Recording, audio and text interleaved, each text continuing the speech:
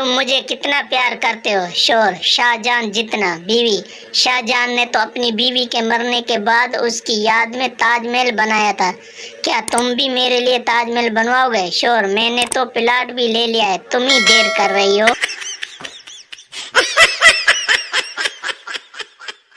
बुजुर्ग से पूछा गया कि बीवी के साथ इतनी लंबी जिंदगी बगैर झगड़े के कैसे गुजारी? जवाब आया कि शादी के पहले दिन से हम एक चीज पे मुत्तफिक हो गए थे, अगर मैं गुस्सा करूं तो तुम चुपचाप किचन में चली जाया करो और उस वक्त वापस आओ जब तक मेरा गुस्सा ठंडा ना हो जाए, और जब बीवी को गुस्सा आएगा तो मैं चुपचाप घर के बाहर बागीचे में चला जाया करूंगा यहाँ तक कि उसका गुस्सा ठंडा हो जाए। और इस तरह जिंदगी गुजर रही है आराम से। मैं 50 साल से बागीचे में ही हूँ।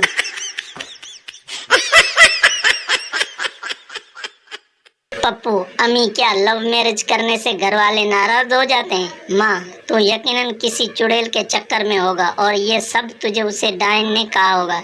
ऐसी लड़कियां तो बस लड़कों को फंसाने में लगी रहती हैं। यहाँ अच्छा लड़का देखा, शुरू हो गई।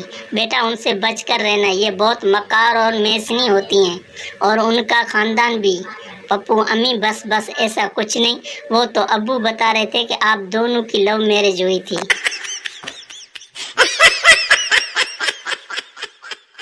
ताजमहल को एक शाहकार बनाया जाता है और उसकी वजह ये है, बादशाह ने बीवी के मरने के बाद बनवाया, अगर जिंदगी में बनवाता तो 100 ऐब निकाल देती।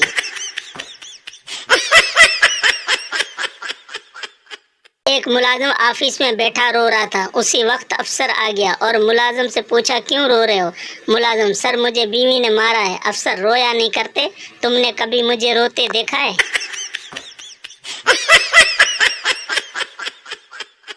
जब मैं छोटा था तो कोई भी औरत मेरी तारीफ करती तो अम्मी फौरन कहती, ले जा और 4 दिन रख कर देख, तब पता चलेगा। कल बीवी की खूबसूरत सहेली घर आई थी, मुझे देखकर बार बार कह रही थी, कितने अच्छे हैं ना तुम्हारे मियाँ, पर बीवी के मुंह से एक बार भी नहीं निकला, ले जा रख के देख। शीदे की बीवी प्यार से बोली, आप हजारों में से एक हो। शीदे ने बीवी को मार मार कर बुरा हाल कर दिया और बोला, बाकी 999 कौन है?